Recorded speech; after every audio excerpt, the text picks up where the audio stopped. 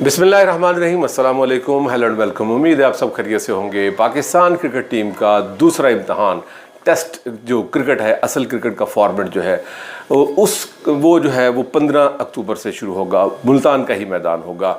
अब इसके लिए जो है वो 16 रुकनी जो स्क्वाड का ऐलान किया गया, इसमें से पिक एंड चूज़ क्या होगा। नई सिलेक्शन कमेटी है, नए अहदेदार हैं, नई बैठकें हैं, नया चैलेंज है, नई जो है वो फॉर्मेशन है। अब वो उसको जो है वो मैदान में कैसे उतारा जाएगा, उससे एक्सपेक्टेशंस क्या हो सकती हैं।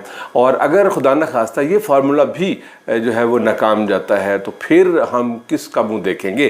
क्योंकि अब तो ये है कि वो एकदम से एक up to the mark result नहीं आता तो वो भौंचाल सा आ जाता है और उसके बाद फिर असल बसल शुरू हो जाती, पैनिक की सूरत हाल जो ना वो पैदा हो जाती है।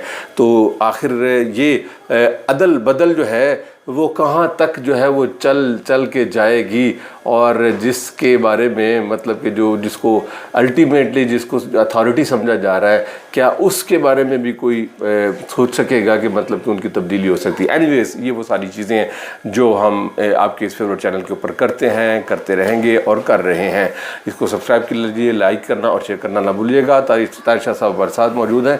शाह जी, आपके नज़दीक 15 अक्टूबर को कौन सी फाइनल 11 खेल सकती है? देखिए, हमने आपसे बात बताऊँ, जो मेरी जो है वो है कि हुरैरा और वो ऊपर जाएगा अब्दुल्ला शफीक, फर्स्ट डाउन शान मसूद होगा, चौथा कामरान गुलाम होगा, पांचवा जो है वो आपका सऊद शकील होगा, छठा रिजवान होगा, सातवां आगा होगा, आठवां उसके बाद हुरैरा को तो नहीं खिलाएंगे ये, मेरे ख्याल में खिलाना चाहिए। नहीं, कामरान गुलाम ही है। कामरान गुलाम मिडिल में आएगा ना। हाँ। ओपनर तो आपके पास कोई नजर नहीं आ रहा है। शान मसूद ओपन करेगा तो फिर सब बीच में जगह एक बैट्समैन कौन सा आएगा? मंडन सर उसको भेजेंगे। किसको सर? कामरान को? नहीं तो फिर नीचे मिडिल रोड में एक बैट्समैन चाहिए ना तगड़ा। तो वो जाहिर है उसको हो सकता है कि अपना रिजवान को ऊपर ले आए।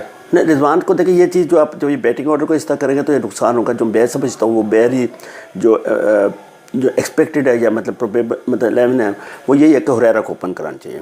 हुरैरा को बड़ा रन्स करता है, अगर लड़का कर गया, क्लिक कर गया, आपको एक अच्छा प्लेयर मिल जाएगा, अल्लाह करे।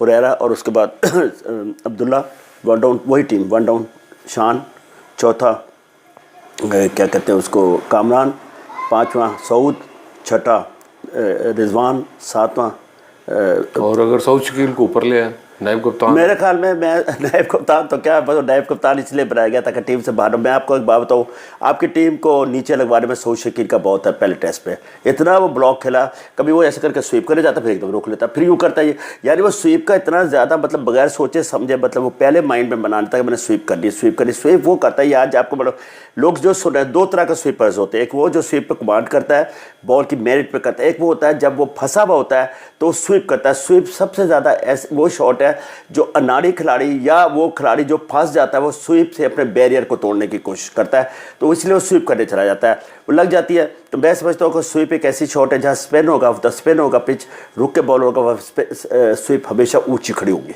प्लेसिड पिच होगी वहाँ पे। अच्छा, अगर फ़र्ज़ करें कि ये फॉर्मेशन और ये तजर्बा भी अगर खुदा न खास्ता देखें फुल स्ट्रेंथ के साथ है और उनका कप्तान जो है जी वो भी उम्मीद है कि वो अब खेलेंगे ये मैच हम, तो वो ज़ाहिर एक बेहतरीन ऑलराउंडर हैं और बड़ा एतमाद है इंग्लैंड की टीम को, ठीक है। तो क्या समझते हैं अगर up to the mark result ना आए तो फिर पैनिक बटन दब जाएगा? देखिए, पैनिक बटन अब, क्योंकि उसकी वजह यह है कि अब जो ना इस सिलेक्शन कमेटी में ख़ास तौर पर अगर जो नई इंडक्शन हुई है इसमें अपना अज़हर अली से अगर आप कुछ बहुत बड़ा तवक्को नहीं कर सकते, ठीक है, लेकिन कम से कम आकिब जवेद से तो आप ज़रूर करेंगे कि वो हर चीज़ तो जो ना वो अपना जो वोट ऑफ कॉन्फिडेंस है ना वो ज़रूर यूटिलाइज़ करेगा। आपने बड़ी अच्छी बात की है। मैं इस बात को थोड़ा सा लंबा कर लूँ। आकिब में बड़ी मतलब पार है, स्ट्रेट फॉरवर्ड बंदा है और वो मतलब एक अपनी बात मनवाना चाहता है, सही को गलत को नहीं, गलत को गलत कहेगा, सही को। आप अलीम डार को भी वो ना समझिएगा। अलीम डार के साथ मैं सिलेक्शन कमेटी में लाहौर में रहा हूँ, वो बड़ा अपने उसका मास्टर है, वो अपना काम के अंदर बड़ा वैसा है। वो आपको कभी सर माशाल्लाह उसने जो ना अपने इसके अंपायरिंग के करियर के अंदर अपने आप को अपना बनवाया कि नहीं बनाया जी, और 100% उसका रिजल्ट होता था। तो मेरे ख्याल में अलीम डार को आप बिल्कुल वो ना समझेगा कि पॉकेट सेलेक्टर होगा, कभी पॉकेट सेलेक्टर, उससे पहले बात की होगी कि मैं पॉकेट सेलेक्टर नहीं होगा। पॉकेट सेलेक्टर इसीलिए उसको बनाया गया। हाँ, अजहर अली से बड़ा टीम पर्सन कावड़ है, उसकी कोई राय नहीं है। इसी तरह असद शफीक है, लेकिन असद शफीक अपना 1-2 लड़के डलवा जाता है, वो डालने पड़ते हैं। हमें ये 1-2 लड़कों की बात है, हमें कंट्री का सोचना है, कराची लाहौर पंजाब का नहीं सोचा, हमें ये सोचा कि क्या करना है। आपकी बात ठीक है, देखिए अब आप मीर हमजा को खिलाएंगे, आमिर जमाल को, ये 2 बॉलर ठीक है। अब आप और मैं फिर वही बात करते हैं, आप जाहिद महमूद से जाए और उसके साथ जाए मेहरान मुमताज़ के, गुड कम्बिनेशन। ये मैं आपसे, क्योंकि मेहरान मुमताज़, अगर सॉरी मैं आपकी बात काट रहा हूँ, अगर मतलब कि मेहरान मुमताज़ भी है और फिर उसके बाद आपके पास नुमान अली भी है, नुमान अली सीनियर है, तो चूँकि एक सीरीज़ एक मैच हम डाउन है, ठीक है 1-0, तो सीनियर्स को ज़्यादा प्रेफर नहीं किया जाएगा। देखिए सीनियर और जूनियर उस वक्त होता है जब सीनियर्स आपके लंबी पर, देखा आपको पिछले मैच में क्या हुआ, अगर वो शायद शाम तक डिक्लेयर ना करते तो आपके प्लेयर्स गिर जाते। ये मैं आपको 100% बता रहा हूँ। What I read in the English newspaper और दूसरे इंडियंस के, वो कहते हैं कि ये गिर पड़ती टीम, यानी इनको सलानों की ज़रूरत पड़ गई थी। तो अगर वो शाम तक चले जाते, मेरे ख्याल में नुमान अली से ज़्यादा मेहरान मुमताज़ है कि आपको लंबा स्पेल करेगा। सिर्फ वो मुझे किसी ने कहा जी वो ओवर्स का बॉलर है। देखो ओवर्स का बैट्समैन तो वार्नर भी था 20 ओवर्स का, उसे टेस्ट क्रिकेटर कितना कामयाब। आपकी कोचिंग स्टाफ उसको बनाता है, आप उसको कहें थोड़ा सा वेरिएशन से बॉल करें, तो मैं समझता हूँ मेहरान मुमताज़ को खिलाए, जाहिद महमूद को खिलाए, ताकि आपके पास एक अच्छा स्टाफ हो, एक अच्छी कम्बिनेशन, और आपके दिमाग में ये बात हो कि मेरे पास स्पिनर है 3 जो बॉल कर जाएंगे, वो भी कर जाएगा, आपका आगा भी कर जाएगा, मेहरान भी कर जाएगा और जाहिद महमूद भी कर जाएगा, लंबे स्पेल कर जाएगा। तो आपके फास्ट बॉलर जो, ये जो फास्ट बॉलर, मैं आपको पहली बात बता दूँ, ये आपके फास्ट बॉलर में इतना दम नहीं, हम ये आमिर जमान में भी इतना दम नहीं कि लंबा स्पेल होनी चाहिए। पिच जो है स्पोर्टिंग हो जाए। अगर स्पिनर बनाएंगे तो देखिए मैं बताता हूँ, अगर आप ज़्यादा स्लो बना देंगे पिच, उस पर फास्ट बॉलर अच्छा हो तो तंग करता है। उसकी बात सुन लीजिए, इसलिए कि अगर वो 6 लाइन और लेंथ पे बॉल करता है, आप वेस्ट इंडीज यही तो करते थे, आप स्लो पिच में उस पर भी आउट करते हैं। इन द एयर वो तेज़ होगा, इन द एयर तेज़ होगा, वो आपको बीट कर देगा। और पिच जो है, पिच अगर उसको डिफिकल्टी पेश करे, कोई स्पिनर्स के लिए बनी हुई होगी तो डेफिनेटली आपको तंग करेगा। तो उनके पास स्पिनर है, स्पिनर तो लेकिन उनकी स्ट्रेंथ जो है ना, वो तो नो डाउट बैटिंग में भी बड़ी है और फास्ट बॉलिंग भी ज़्यादा है। मतलब कि हम फिर हो सकता है कि ये जो 5 स्पिनर्स को जो है ना दिए है, 16 में ऐड किया है, हो सकता है कि स्पिनर्स के साथ हम जाना चाहें और स्पिन विकेट बन जाए।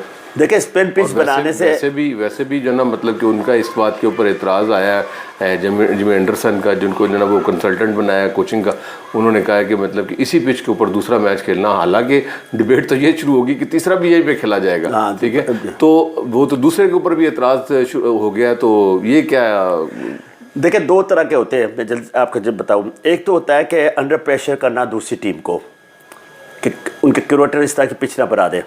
मेरी बात फॉलो, कि एक आपका बंदा होता है वो ऐसी स्टेटमेंट देता है कि वो होता है। दूसरी चीज़ होती है कि आपको पिच दिखाई कुछ जाती है, शाम को कुछ और होती है पिच। तो मेरे ख्याल में उन्होंने थोड़ा सा दोनों चीज़ें रखी। एक तो वो चाहते हैं कि वहाँ पे गर्मी बहुत ज़्यादा, मुल्तान में नहीं खेलना चाहते थे, सेकंड बार तक कहीं और जाना चाहते थे। दूसरा ये कि देखिए पिच जो होती है ना, ये स्टेडियम जो लाहौर स्टेडियम है, कज़ाफ़ी स्टेडियम, इसमें 11 पिचेज़ है, स्क्वायर ऑफ द पिच कराता है।